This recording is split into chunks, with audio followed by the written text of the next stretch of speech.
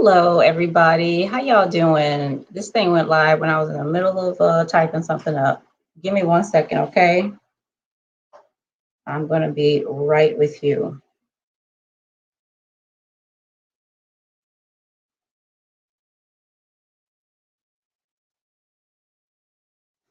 All right. How y'all doing? Hello. I thought I would just come on for a little while and, just chop it up with y'all for a minute. I was doing something and I pressed enter and it didn't even save it. Hold on a second. How was that? All right. So last time I was here, we talked about vulnerabilities, right? Oh, did y'all hear about Kwame Brown? I've heard of Kwame Brown, but not as much as I've heard of him in the past week or so, okay? So I'm like, why the hell everybody talking about Kwame Brown? So I finally went and watched his video. Charlemagne the God is getting the business from Kwame Brown. You hear me? Oh my God. He is like, oh, child. And I listened to what Charlemagne said, and I just felt gross just listening to him about what he said about his family and the way he said it, to make it sound like he was being kind, in the beginning, and then throughout the whole thing, just spilling this, information about this man's father and brother. I mean, it was just terrible. Charlemagne needed to be ashamed of himself, like for real though, for real. Anyway, vulnerabilities. Now, I was very pleased the other night when I was on Alpha Cyber's channel to hear that he was actually talking about vulnerabilities, with his second guest. Now, it was human vulnerabilities, okay? But if you heard my last video about what a vulnerability actually is, it's the same thing, right? Vulnerabilities in us and vulnerabilities in information systems, they're made of the same thing, right? In both cases, a vulnerability is a place where there's no resistance.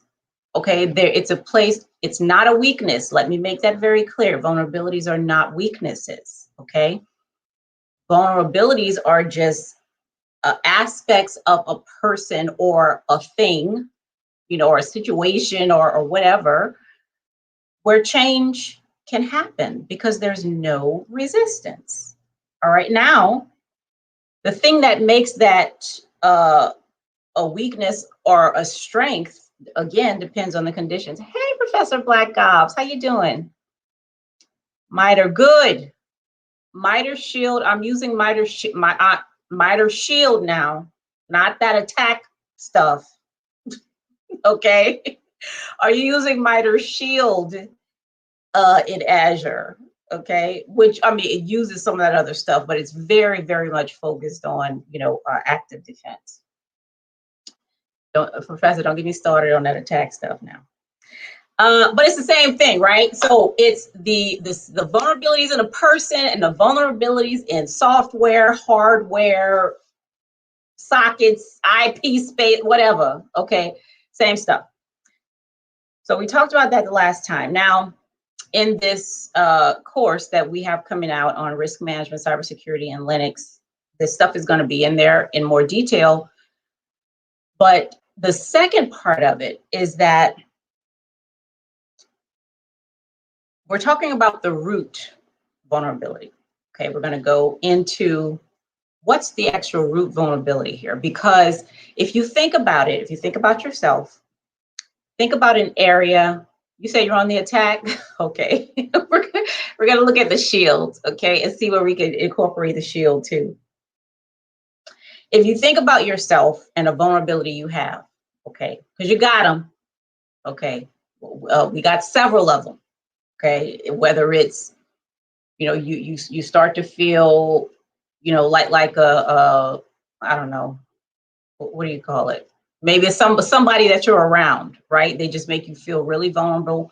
You cannot be with this person by yourself or something because they can just manipulate the hell out of you. Okay, you just seem to have a vulnerability around this person or something, or a certain situation you're in. You cannot be in a situation where a certain thing is happening because you know that you are vulnerable in that situation, and you're going to end up, there's no resistance there. Okay, there's nothing to stop you from being influenced or from doing, what you really want to do. Okay. So if you just think of those kinds of situations, okay? So if you think of that vulnerability, whatever it is, whether it's when you're with a person or in a certain situation, okay? That vulnerability, when you try to harden it, okay? Think about what happens around you, like what happens to other people, what happens to your other relationships. When you try to hide it, so nobody discovers that you have this particular vulnerability, or you try to harden it, right? When somebody's getting a little close to you, you get angry, you push them back, you can't stay in a relationship, or whatever the damn thing is, okay? You don't want anybody near it, okay? Because you're vulnerable there. You don't feel like you can control yourself, in when it comes to that particular vulnerability, okay? Now, what's the thing? If that's the root vulnerability, all right, sometimes, and this is what Dab and his guests were talking about, hardening is not the way to go.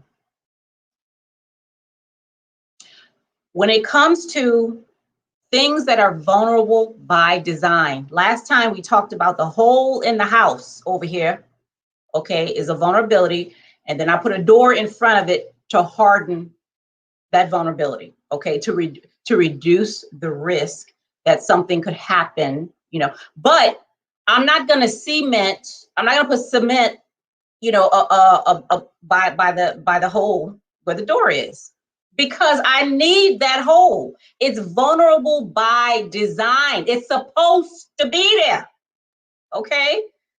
I need to go in and out. My guests need to go in and out. If something happened, we got to do that.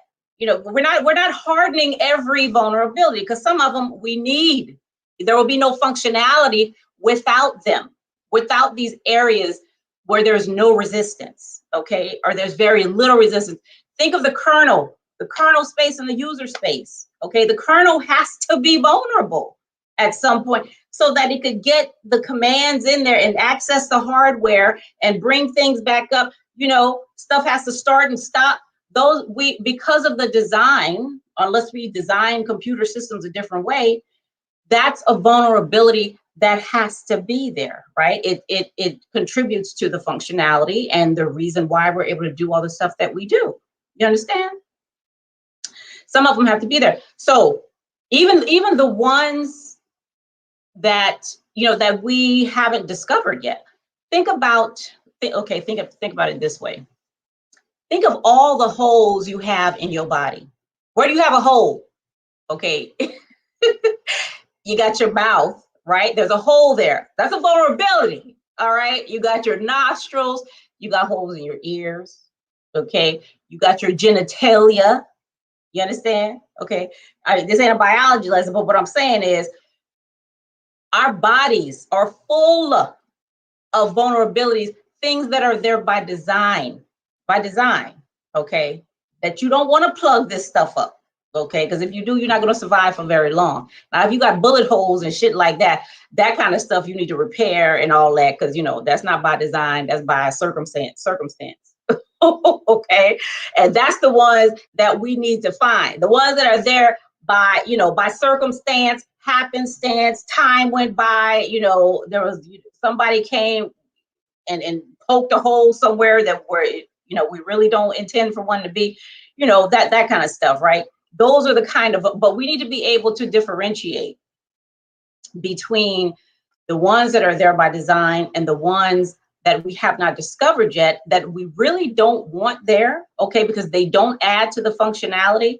Or and another reason that we don't want to look at vulnerabilities as weaknesses is because if we look at it as a weakness, that makes it seem like something that we can't do anything with. What am I going to do with a weakness? But make it stronger, but harden it. You know, there's nothing else I can do, right? Which is bullshit, because you see what these criminal hackers do when they find weaknesses. You see what they do, right? If they can do that kind of stuff, okay, why can't we do those kinds of things too? Why can't we be just as creative and innovative and say, oh my goodness, look at this. We have a whole area in this software where there's, you know, the authentication, there's improper authentication here. Okay, this is a area that has, you know, that isn't as resistant as it could be.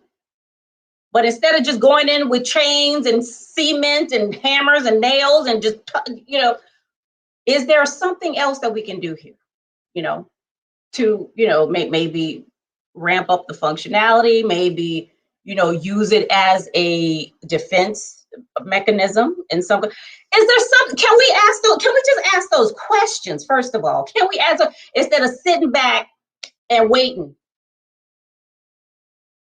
for skilled, you know, APTs to find some shit, you know, so we can start thinking like a hacker again. You know, I mean, can we ask different questions is what I'm saying. And we can, but we have to change our perspective about how we see vulnerabilities first, because it's not going to happen unless we do that first, okay? It's not a weakness. Stop saying it's a weakness. It's not unless you make it one, or unless you wait for it to become one for somebody else to find it and take advantage of it, okay? So like David and his friend were talking about, right? You know you got it, okay? Tell somebody is there, okay, look, I'm weak in this area, okay? I feel like I'm weak in this area, or I feel like I have a vulnerability in this area. I am susceptible to manipulation in this area, okay? How can I use this, depending on how I see it, if I see it as a weakness or if I see it as an opportunity for me to do something else? You know, maybe if there is no resistance for me when it comes to hanging around these kinds of people, you know, maybe that's opportunity for me to have more empathy in some way or something. You know what I mean? It's not, everything is not just,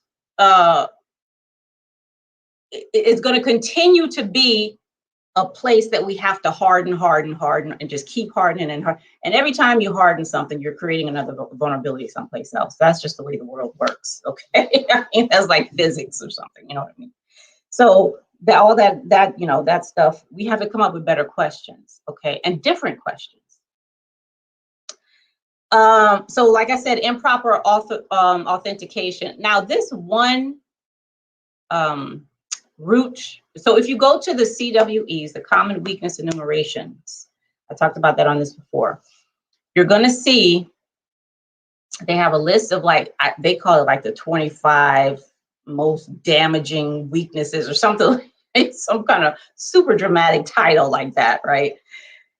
And on that list, the third one is improper authentication, all right, where, you know, people, the processes that take place of people and devices are not authenticated properly. And, you know, you got this whole thing about, are you really, you know, supposed to be here? You know, and that one weakness on that list leads to a plethora of others, a plethora of opportunities, not other weaknesses, opportunities like cross-site scripting, you know, and all those scripting type things, right?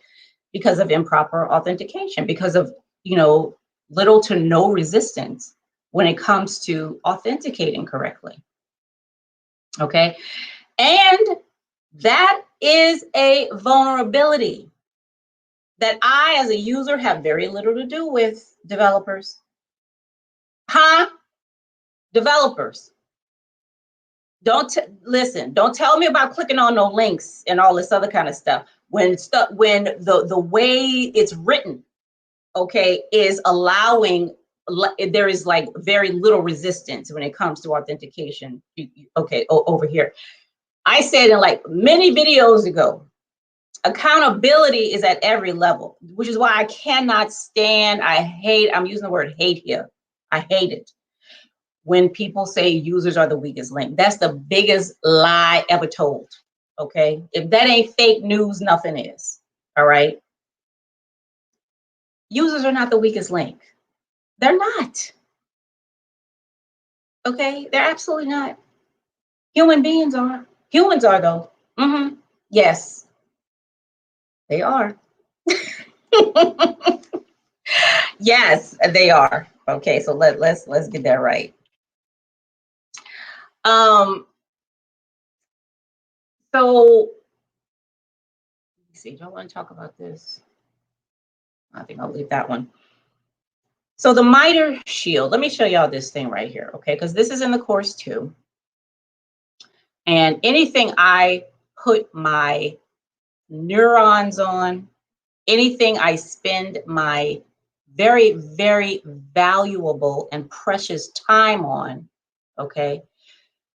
You will not be able to sit in anything I do that I have a part in, you know, planning on becoming, you know, using what you're learning for nefarious purposes. You're not going to be able to sit in front of me, okay, and feel like I'm contributing to your goal to be a malicious hacker. You will not. I promise you won't. Okay, you're going to leave the class before that happens. Okay, you're going to be like, listen, I'm not, you know, doing CTFs for 2 hours. I'm not hacking in a phone hub. No. Okay, you're not going to be able to do that, because the only people that I create any learning for at all are security professionals. Okay, that's who I'm talking to. I'm talking to security professionals. Okay, now if part of your profession is to test networks and systems and and people and all that, all right, to see, you know, if they are in fact able to enable the organization to stay at, you know, a level of risk that is acceptable to the organization. If that is your job, okay, absolutely, you know, you are. But I at no point in time ever will be accredited, you know, for helping anyone to go out there and use these tools for nefarious purposes. Okay, you're gonna be irritated as shit if you're up in anything that I've done. Okay, I'm making it a point. Okay, if you're a security person, though, you're gonna love it. You're absolutely gonna love it, and you're gonna learn all kinds of things. Okay, so let me just get that straight. All right, let me show you this MITRE thing, because it's mighty nice. And what's disappointing, okay, is that when I talk about this to security people, they're like, what is that? But if I say MITRE attack framework, look, they're all here. They know they know what they don't even need the words. They could tell you the IP address to get to the website, okay? They can tell you all that. The colors, they can tell you who the webmaster is, everything. MITRE shield, like, what are you talking about? It's a backwards, I'm telling you, the most backwards. Ooh, let me show y'all this. Stop talking. You know, I can't multitask. What is share button at? Share screen. Let me see. Share screen. Which one do I want to share? This one. Here we go. So MITRE didn't put their foot up in here. Okay. I believe, do they work with DHS on this? I know they work very, very closely with DHS on the CWEs. Okay. They might be doing something. All right, so this right here, and they borrow, of course, you know, from the work that they do with the attack framework. And I don't want you to make it sound like I don't think that stuff has value, because it does. But I don't think we need to be knee deep. I mean, up to the eyeballs in you know, everything, so up to the eyeballs in attack stuff that we have no idea that this kind of stuff is out there. Like none. You know, it doesn't make any sense. So this is the active defense matrix. Okay, this whole website is just a gem. Okay, because it tells you right here at the top, what you have are the tactics that you, as a security professional, as a defender, you're trying to accomplish. This is what you're trying to accomplish. You're trying to facilitate, legitimize, test, detect, contain, collect. And these down here are how you are achieving collection, how you're achieving being able to contain, how you're achieving being able to detect, okay? And you can click on all these things for more details. Now, the one that I'm using specifically and what I'm doing in this course, because we're talking about command and control, okay? And we're talking about how that the command and control structure can be massaged, let me say, because we're not at war. Again, we're not fighting nobody, okay? We're not. How it can be massaged to be more in line with what it is, okay? We're not fighting people for security. The internet is global, okay? Everybody has the right to be secure, even your enemies, all right? It's global. So what we're looking for is more of a crisis management type model, okay? Because you know the conditions are such that attackers are out there, okay? You know, if you live in Louisiana, conditions are such that hurricanes gonna happen, all right? So we need to do some crisis management, okay? We need to be able to interrupt the conditions that could cause the crisis, but if we can't, if it does come, you know, in such a way that it interrupts the work that we're doing, our mission, our goals, we need to be able to absorb as much of the energy as we can and bounce back, be as resilient as we can to get back up, you know, to get back up and go. All right. So that's what we're looking to do. Ain't nobody winning here. Okay. This ain't no war.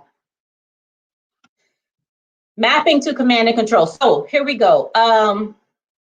Here's the opportunity space. And I picked this because it mentions opportunity space, you know, which is the same thing as a vulnerability, which is not a weakness. Again, okay, depends on what you do with it. All right.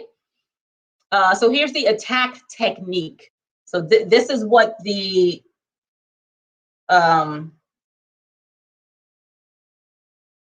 adversary would plan on doing. Okay. And then over here, we have the opportunity space. This is, wait, let me see. Let me make sure I'm doing this the right way. Adversary techniques that are used and the active defense opportunities that are created, okay, with these potential attack techniques. So here you have data. They're trying to hide data, move their data. This is an opportunity to detect adversary activity that uses obfuscated communication, okay? This tells you what it is right here. This is the attack framework, okay? And they have, I love the use cases over here. A defender can capture network traffic for a compromised system. They have use cases for all these. I told you MITRE put their foot in here. And it's a shame before God, okay, that more people don't know about this thing, okay? Especially security people. Can't open in a separate tab. Okay, PCAP collection opportunities right here, use cases. And when you use this in conjunction with the common weakness enumeration, which is another thing that MITRE created along with DHS and some other folks. I mean, the things that we can come up with, y'all, I'm serious. And we don't even have to wait. We don't have to wait for the zero day to be found, okay? Find it yourself. We can find it ourselves if we ask the right question. Let me ask you this right here. Now, the last time we talked about vulnerabilities, I told you about two scenarios in two movies, okay? The Lord of the Rings and Game of Thrones, okay? Where they were talking about this thing is impenetrable, okay? But there is one place that I know about where you can get in. Y'all remember that? That is the case for everything. A system is a bunch of entities seen by someone as working together to produce something. Anytime in nature, we're in physics now, okay?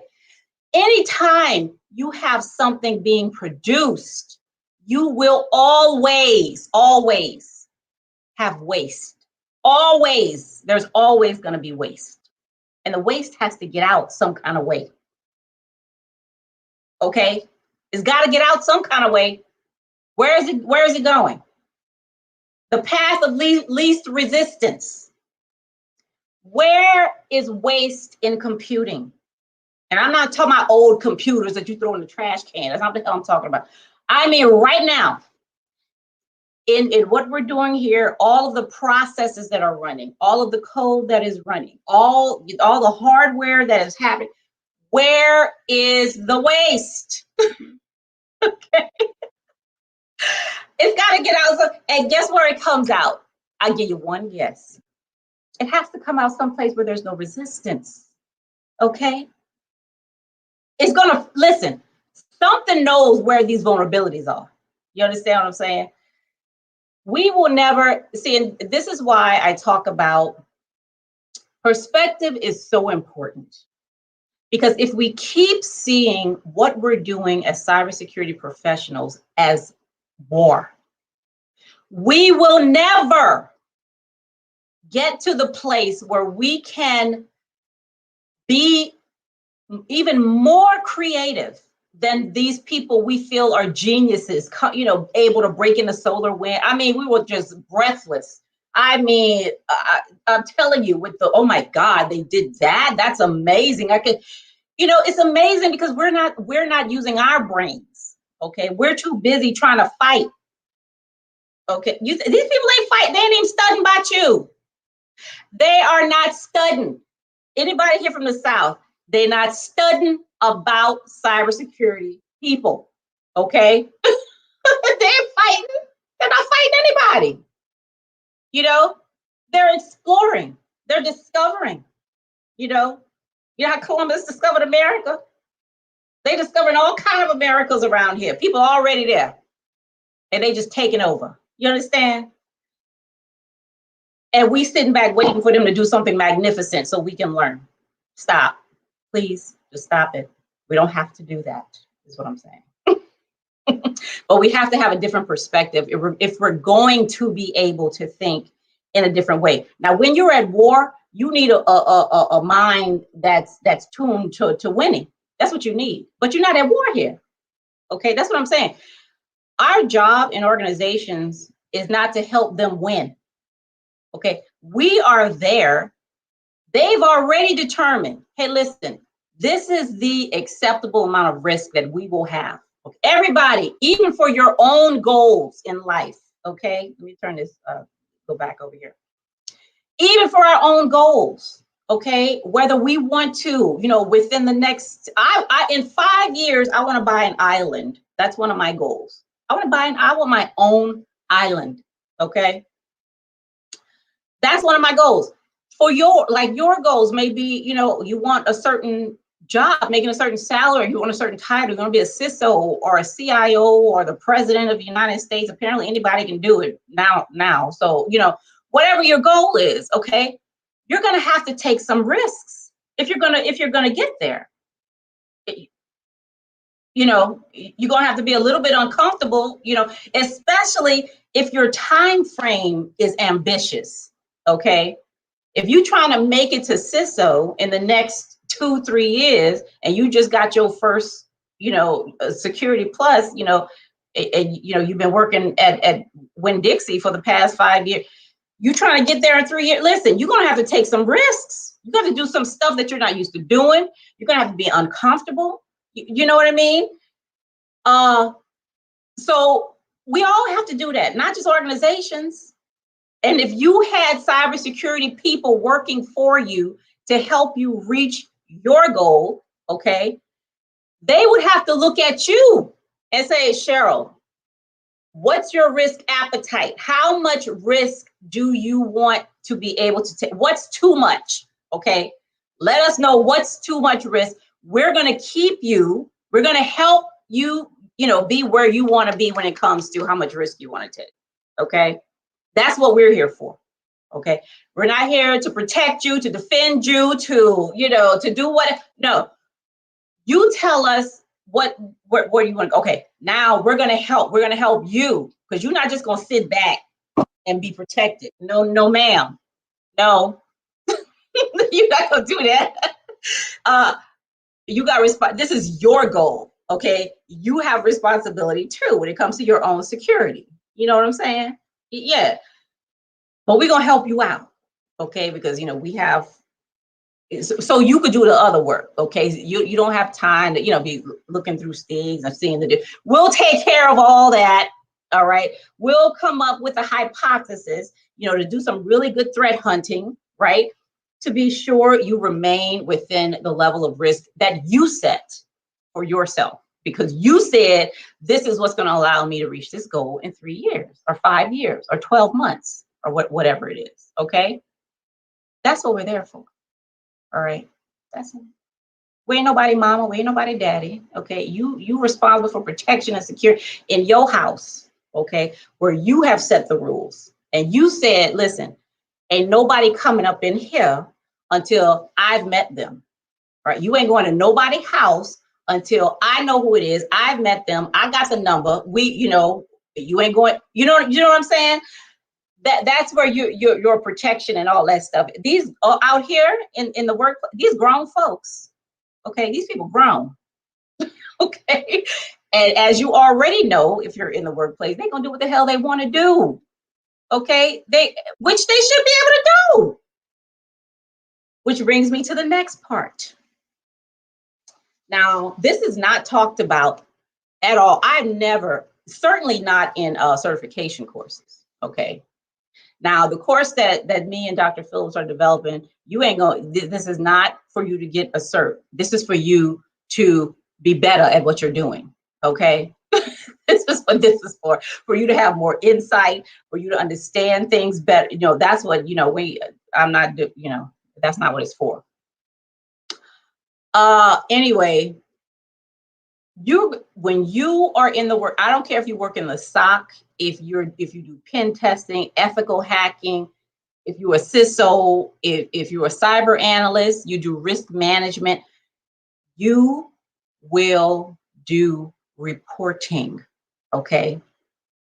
Up the yin yang. Do you understand what I'm saying to you? All right. Especially if you work in the federal government. Now I don't, I have a side gig in a private organization, but the majority of my career has been in the federal government. Okay. You're going to report until, child, I can't even tell you. Listen. And they're going to change. They're going to change on you. But you know how they say in life, what's guaranteed is death and taxes? Honey, death, taxes, and reports. Okay. That's the third one that needs to be added to that list. Death, taxes, and reports. All right. Now, we're going to talk about this in the course. It's going to be short because I want to do a larger course, about it. But you have to understand it's not just reporting for the sake of reporting, even though they make it seem like that. It's like, damn, I just gave this person this information. What the hell you asking for it for? It's like, my good, can't y'all consolidate something? But the thing is, it depends on the, oh, hey, Kareem, how you doing?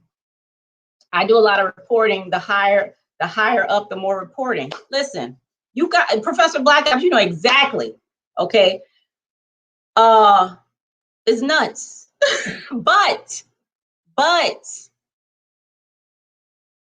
the rationale for reporting is solid. Okay. In order for me to make good risk decisions, I need information. I can't, I need information. Well, how am I going to do that if I don't have information? And I can't make one risk decision at the beginning of the year and just go with that for 12 months. We live in a very dynamic world, meaning things change all the damn time. Okay. I cannot tell y'all, okay, since I've been where I am right now, the number of decision memoranda that have to be written and corrected and read and signed and vetted. Listen, it's just it's a lot of stuff, but that's a major part of our job as cybersecurity professionals. Okay, we need to be able to provide the information that these, if you're in a command and control structure, that the decision makers need to make good risk decisions, okay? Risk decisions involve everything. Everything, if you think of project management, all those things that go into project management, you got the time, the scope, the what is it, the costs and all that other stuff. All of those are risk decisions, okay? You have to weigh stuff. You have to make trade-offs. Okay, are we going to do this here? Or are we going to do that there? We're losing people. Can we afford to do this over here? Or, you know, how is that going to mess with, you know, with how is that going to impact, you know, our environment? It's going to make it more risky. It's going to, these are constant decisions, constant. Okay, and they're going to need good information for that. Now, whether they're good decision makers or not, that's a totally different thing. Okay, that's a whole nother, that's a separate thing I'm gonna have to do over here. Okay, because just because you're in an office or behind your name, you know, it says SES, or you're in an office that says, you know, captain this or CISO or whatever, that listen, that doesn't mean you know how to make a decision at all. You could barely decide between the chicken and the fish on the plane. Okay, now you got to make a whole risk decision. That doesn't mean that at all. Some people don't know how to make decisions. They have no idea. They make choices. They make a lot of choices, but have no idea how to make a decision. There's a difference between the two. Okay, yes, there is. What y'all talking about over here? Black Ops. I interviewed a CISO yesterday on my channel. We were talking safes, reporting, and risk. Get out of here! I gotta go watch that so I can comment on it. You know I'm gonna have something to say, right? I'm sure it'll be positive though. But we go see. I'm gonna watch that. Yeah. So reporting. Every single thing, and reporting is something I feel that needs to be added to these certifications. Okay, it really does. It needs to be, because that's reality. We need to add more real stuff. You know, that is reality. Because another thing when it comes to reporting, okay, the DoD is DoD is one of the, if you go and look at, what is it? Is it IT? What's that website? Is it itbudget.gov? It's something IT spending, maybe. It's the .gov website. You know how they got data.gov? What the hell is that website called? It shows you how much each organization is allocated. I was just on it the other day. It's not USA spending. It was just IT. What is it, y'all? What is that thing again? DoD's ATOs are a ton of paper. Yeah, man. I got all that stuff going on in EMAS. It's like craziness. What the hell? It's not USA spending. Is it USA spending? I don't think so. Child, I'll have to find it and let y'all know. But it's the website that shows you IT spending and stuff, right? But there's also the one that shows you the total budget of each federal organization. And you know DoD gets the most, right? DoD is like, oh my God. I think like Department of Education gets like, if not the least, they're like the bottom 5 or something, right? DoD is like $400 billion or something like that. But, you know, they do a lot of innovative stuff, DoD does. They hire people to come in and do all kinds of research, okay? There's this company, like when I was doing learning and development, I went to a talk from, he's a professional, I forget what school he was with, but DoD paid him and his company to do a study on storytelling. You heard me correctly.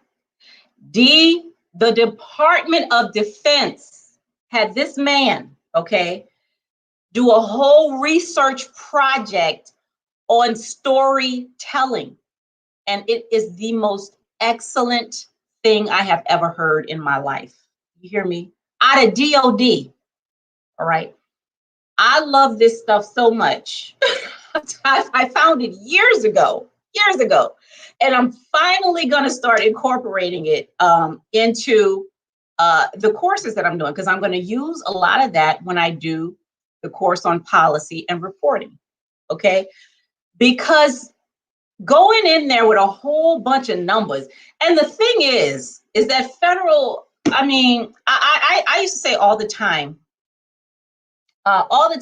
that the federal government is where good ideas go to die. Okay. That's where they go to just totally expire.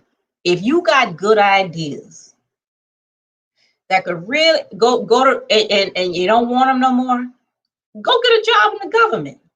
Okay, they gonna extinguish that light so quick. So quick. I'm telling you. But it doesn't have to be that way though. Okay. So the thing is, when it comes to the data you're collecting and the stuff you're doing, you know, all the reporting and all this stuff that you're doing, the way you present it, because the people, especially if they've been in government for a long time, okay, they don't know no better. All they know is, you know, numbers. Give me some, you know, or the number. Visualization of your data. I mean, it's just, there's so many things out there. So many things out there, okay, that are so much more useful than getting a bunch of numbers in a Word document. You know, you can do so much more with that. Do you see, they had a company like this one, it was a small business. They did this, y'all know I can't talk and type at the same time. Hold on a second.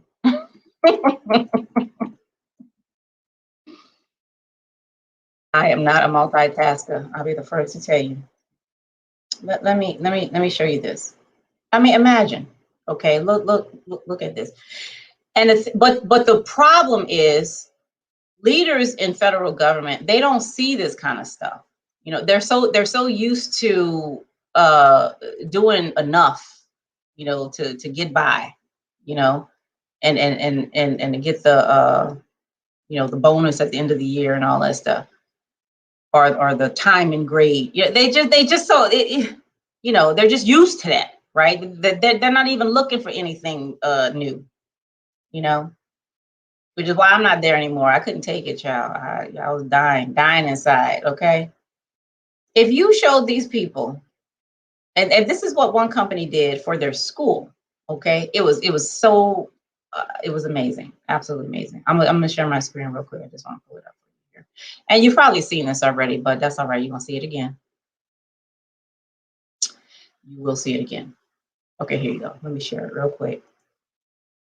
So this is what the school did, just for the school now, to show, to demonstrate the data that they were collecting, and what it meant to the organization, to the school.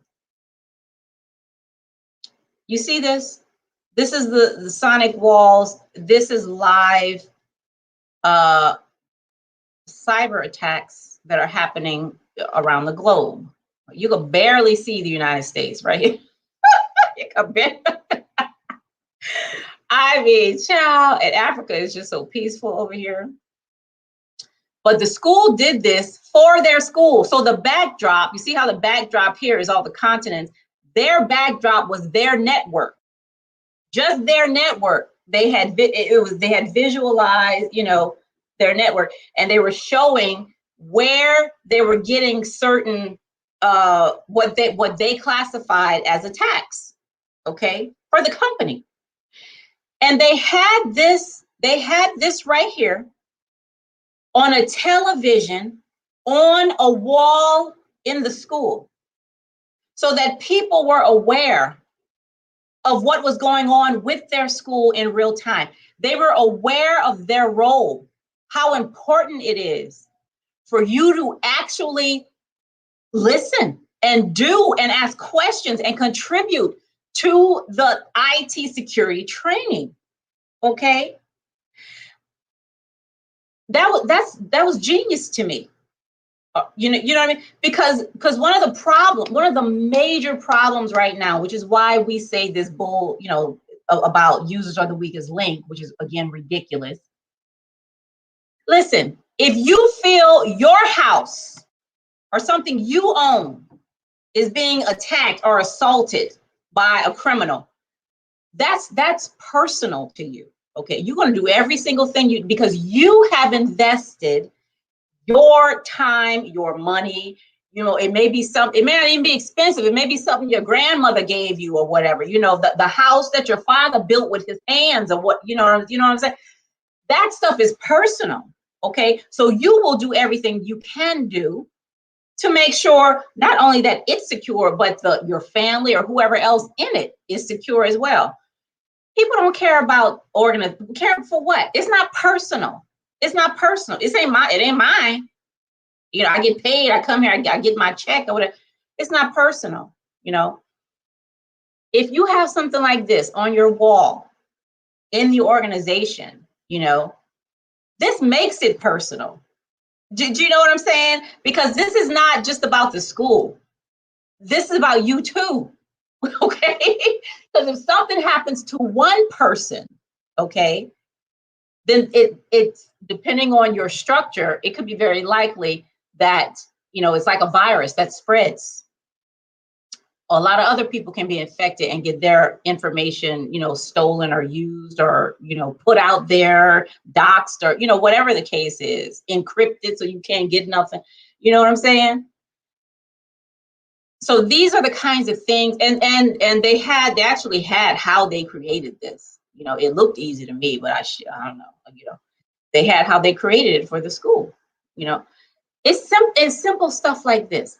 How the time and the money spent on doing something like this for an organization, the impact and the return on investment would be exponential. I know it would be.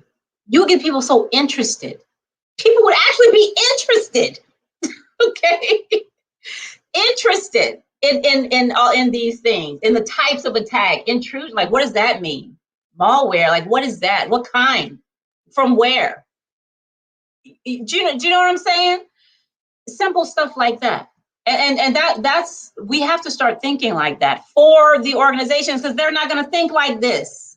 Okay, we have to bring this kind of stuff to them, and we can do it in our reporting. We can show them. And that's another thing with executives. We have executive slides and all that stuff. And even people want to see stuff. Do you know how directors sell their stories or their, what do you call it, screenplays or whatever, before they make it a movie? How they sell that stuff. For the movie, what movie was this? Okay, it has to be, because directors, these people like is Zemeckis still alive? Is he still alive? Steven Spielberg, like all these big people, they get presented with shit all the time.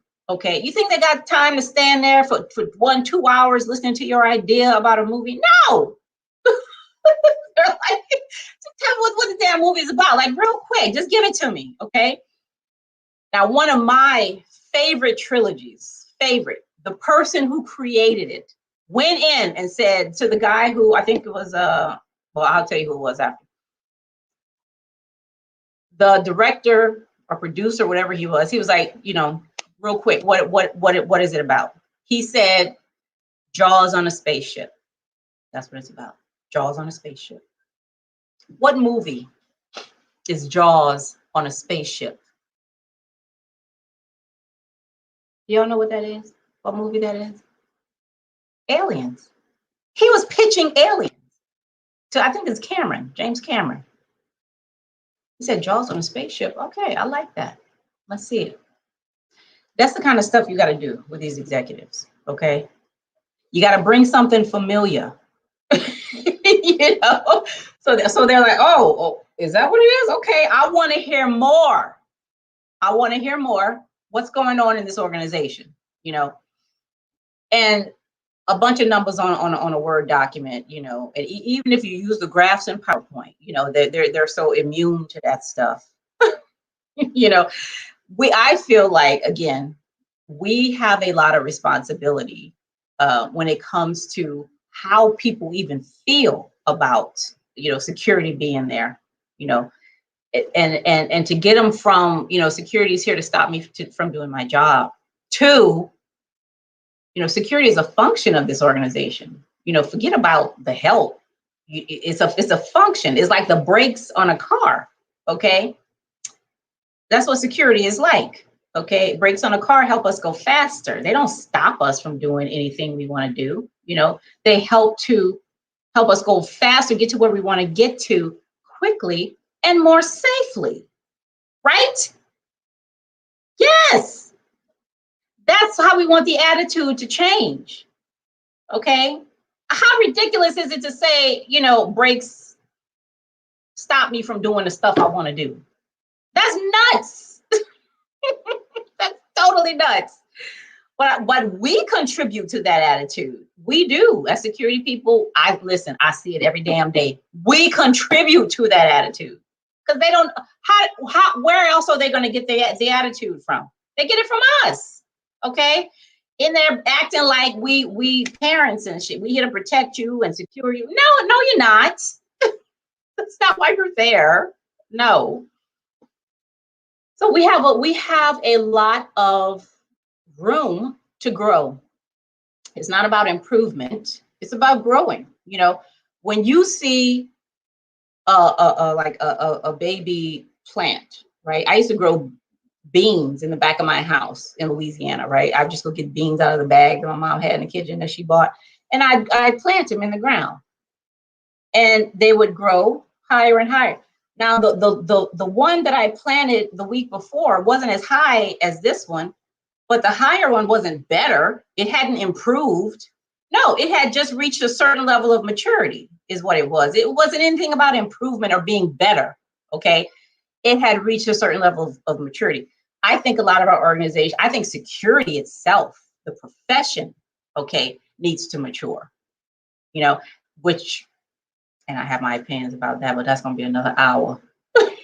Okay. And that's not what this is about. I'll address that at my TED Talk. Okay. What y'all talking about over here? He said, all feedback is good. I need the truth. I'm trying to get better. I need the bad feedback too. I'm grown. I don't give bad feedback. At least I hope I don't. You know, I try to give thoughtful feedback. I really do. I try to be very, very thoughtful about things.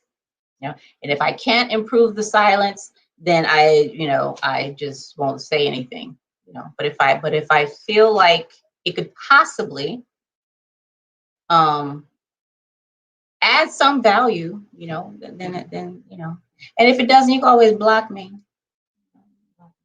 Kareem, I want to bring up that Security Plus, the new CISSP test, both ask you to create an after action report and is listed in study directives. The Office of Inspector General has some of the budget numbers. Oh, that's good.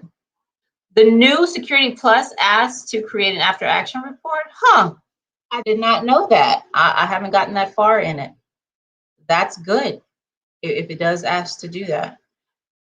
Not bad feedback, my mistake. Oh yeah, okay. I hear Professor Blackhouse.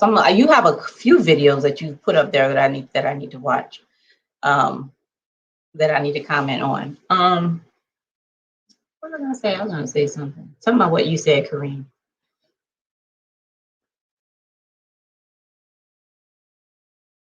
Years ago, there was a term, non-intrusive. That means that the security measures weren't noticed as much. And I think I like that term because When things are working, you don't notice them. When your ears are doing what they're supposed to do, you don't even notice they're there. You know, when your eyes are working the way they're supposed to work, you don't notice, you know. But when you get ringing and shit in your ears, that's when you notice you got ears, when something's wrong. Okay, that's when you notice it's there. You know what I'm saying? So I like that idea of non-intrusive, because that means it's working. Like it's meant to work. You know, it's actually enabling something to happen. You know, in a efficient and effective way. Okay. Now, if just like your brakes, you don't notice. You know that they just do what they do until the shit starts squeaking and you know you're jerking or you know whatever. Now something's wrong here. Like what the hell? Like this is a problem. All right. We want our security tools to be the same way. We don't want to notice them. You know, at least we don't want the people working to be like, damn it, this damn thing again. Here we go. You know. Now some stuff they just got to do that, you know, but it doesn't have to be everything. All right, it ain't got to be everything, but which is what Professor Black Ops was talking about in another. I think when we were talking, right? How you ask the people, how is it working for you? Okay, it's not like just put something in place and go on about your business. Okay, no, you're responsible for the risk of the entire information system. Okay, an information system, even if you look at it in this definition, includes people. Okay, because if the people, and I know y'all have seen these memes where they have the door that gets smaller and smaller, and the cat tries to go through, and each time it gets smaller, it has a label of a control. Okay, like a data loss prevention, or or email, or whatever, or, and it's just every time it gets smaller, you have a control until finally what happens? The cat can't get through. What does he do? He goes right up over, uses his mobile phone. It says up here, okay, I'm just going to use my phone. You know what I'm saying? I'm going to find a way. Because we talked about this too, Professor Black Ops. You remember the 3 main reasons why people are not compliant. One reason was, I cannot do my work. I was not hired in this organization to push forward security. My job description says nothing about IT security. It just doesn't. Okay. They hired me to do a certain thing. I'm getting paid to work with clients. My performance is dependent upon these people getting this information, make sure I can go to this meeting. They need this report in the next 30 minutes. That's what I'm here for. Okay. Listen, y'all not going to have me getting a low performance, first of all. All right. You're not going to sabotage my winning streak or make my customer ratings go down before. No. We're not doing that. Okay. We're not doing that. So it's important to work with the organization, because if push comes to shove, if a person goes to executives and say, listen, this is a very important account.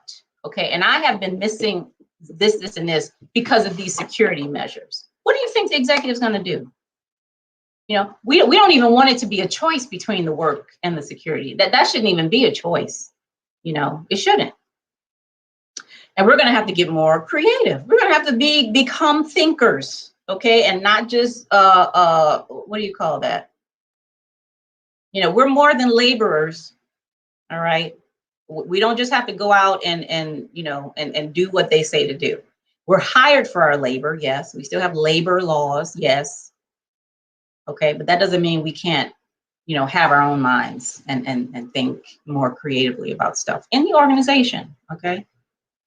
And if you have some competent leadership, who is willing to, to listen, then you're golden. Now, all of us don't have that now. I totally get it. I totally get it. All of us don't have that, but you got to get in where you fit in. Okay. If you don't fit in, then make space for yourself. Okay, start your own thing. Yeah, I like that, Kareem. Non-intrusive. But that's also about managing expectations, right? It's about managing expectations. Listen, if we are going to remain at a level of risk that we can tolerate, okay, then all of us have a certain responsibility. All of us are going to have to, make compromises. We're going to have to manage the expectations of our customers, because security is not just for us, it's for them too. So it's like coming up with, like, really having a good dialogue that makes sense. And most people are reasonable. Okay, most of them are reasonable. They'll know. Listen, I know. That you may have to change your policies a little bit, for the sake of security, and ensuring that not just ours, but you remain free to be secure. These are the things that we're going to work together on, Yeah, we can have those conversations. That's good. All right, y'all. Thank you so much for being here. I just wanted to, chat with you a little bit. I came on earlier than I normally do because I need to stop going to bed at 2:00 in the morning. Okay. Sister be tired. Okay. Because I'll be trying to do a lot of stuff. I do work during the day, and then I do work once I'm off work. I'm just glad I ain't got to drive to DC no more, child. This working from home, I really love it. I actually work more. I know people say that a lot, but it's true. I work straight through lunch, and I will literally sit in the chair from like 8:00 to 6:00, and maybe get up once or twice to go to the bathroom and sit myself right back down. It's terrible. It's awful. I didn't work that much when I went to work. Shoot. But but even with all that, so I do need to make time to rest and rejuvenate. And I got a lot to say. I really do. I got three channels, y'all. 3. Okay, because I can't say everything I need to say over here. But I do appreciate you all for coming by. And for those of you watching the replay, thank you. Thank you so much. And for those of you who remain in the skybox, and don't drop down, just listen, that's fine too. But y'all let me know if you have any thoughts about what I say here, because I know some of the stuff can be kind of radical and maybe a little nonsensical. Maybe I'm good. I'm open for dialogue. I'm happy to discuss things. I'm good. Take care of yourself. Thank you, Professor Black Ops. I'm going right over to your channel. Okay, as I go take all this makeup and stuff off my face, I'll be listening to those videos. So so I can learn too. And so we can share some stuff. All right, thank you, Kareem. It was very, very nice seeing you again. Okay, and I hope to see you more, especially with your videos. And so again, if you're here, you have not subscribed to the channel, please do so. If you think someone would be interested in hearing some of these perspectives, go ahead and share the video. I won't mind. And I will see y'all here next time. Have a good night. My other 2 channels, one of them is called Epiphany. It's YPIFANY, if you just type that in. And the other one is Life Without a Witness. That's the more, I hate to say spiritual, because that makes it seem like it's different than real life, and it's not, but it's the spiritual stuff that I do. But you hear here anyway. I talk about it here. I just talk about it within cybersecurity, But those are, so if you just type in like Cheryl Abram, all of them should pop up actually, okay? All right, so I'll see y'all later. Have a good night. Bye.